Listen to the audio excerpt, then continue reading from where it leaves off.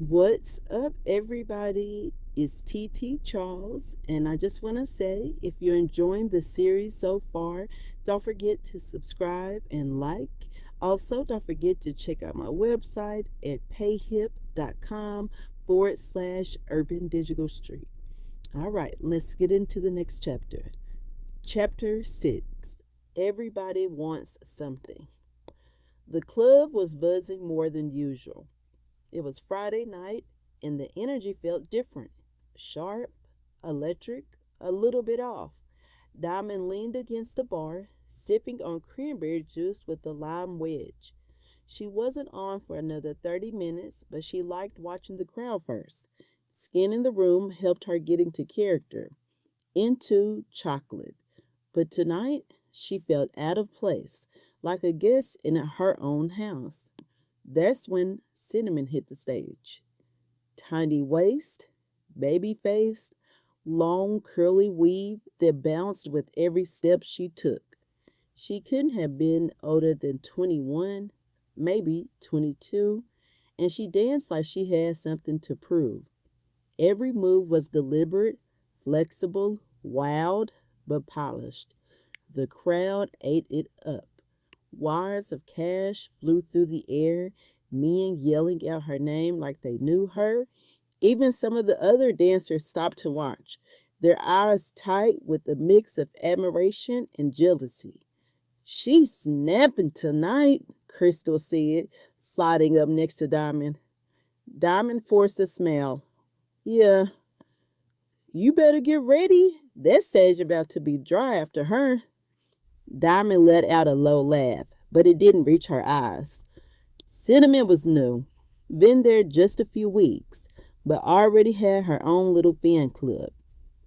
Diamond remembered being her once, hungry, fire in her belly, eager to prove she could run circles around the rest. That time felt like a whole different lifetime now. And the worst part, Cinnamon was actually sweet. Not cocky, not stuck up, just young and unaware of how fast the game could chew her up. Hey, sis, Cinnamon waved as she walked by backstage, her arms full of cash. You look gorgeous tonight, like always. Thanks, Diamond said with a smile that felt like wax melting off her face. She wasn't mad at Cinnamon.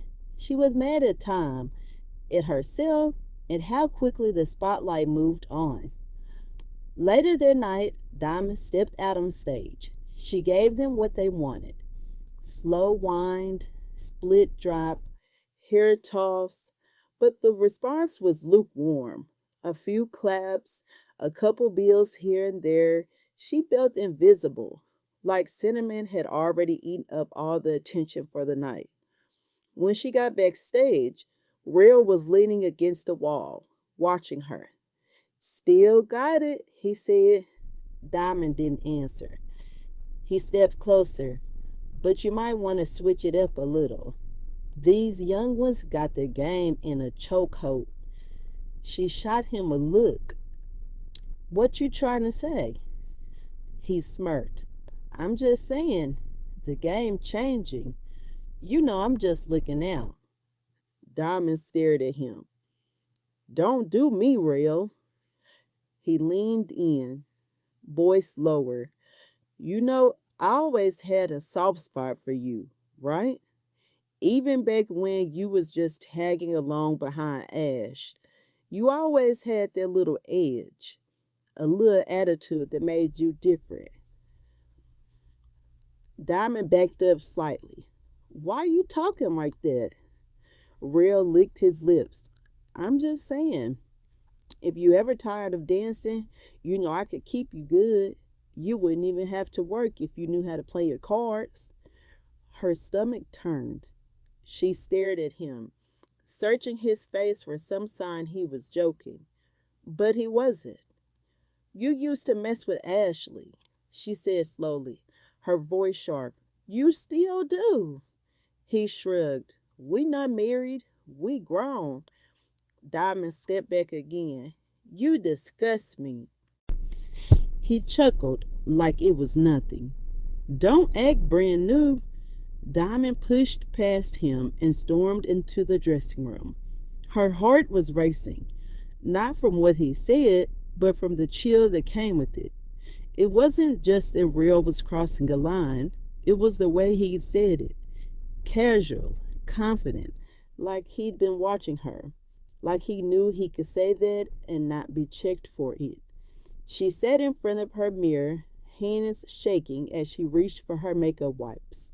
Cinnamon walked in a moment later, humming and glowing from the high of the night. "You okay?" she asked gently. Diamond nodded without looking up. "Yeah, just tired." Back at the house, she barely spoke. Ashley was still at the club closing out. Real had disappeared after his comment, probably off playing puppet master with some other girl. Diamond sat on the edge of her bed, scrolling through Cinnamon's Instagram. The girl had already gained thousands of followers, men commenting heart eyes and flame emojis, other dancers reposting her. She closed the app and tossed her phone to the side. Everything was changing, and there was something darker about him than she'd ever noticed before. It wasn't just the flirty comment. It was the way he moved, always watching, always around, never saying much unless it was to dig at her. And somehow he always knew what was going on. He was tied too closely to the club. His uncle owned it, but Real ran it. The dancers, the bouncers, the VIP bookings, and now he was playing games with the girls too. Diamond thought back to little things over the years. Ashley suddenly getting fired from Sonic back then, but landing on her feet too quickly. Real always having a new girl under his wing, always being there when somebody hit rock bottom, offering help. What if he was never just a bouncer? What if he'd been pulling strings this whole time? The thought made her skin crawl. She curled into bed, pulling the blanket up to her chin, her mind racing with doubts. Everyone wanted something. That's what she was starting to realize. Cinnamon wanted fame, the club wanted money, Real wanted control, and Diamond, she just wanted peace. But peace felt like the hardest thing in the world to afford. All right, y'all. That was chapter 6. Don't forget, if you liked it, don't forget to subscribe. All right, next time.